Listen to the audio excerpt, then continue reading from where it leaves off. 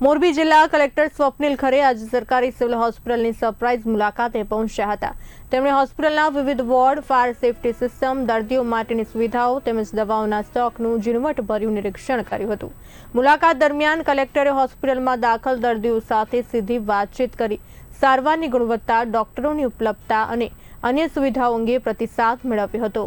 Hospital સ્ટાફને સ્વચ્છતા અને સુવિધાઓ જાળવવા માટે જરૂરી સૂચનાઓ પણ આપવામાં આવી હતી। આજરોજ મોરબી સિવિલ હોસ્પિટલની મુલાકાત કરવામાં આવેલી।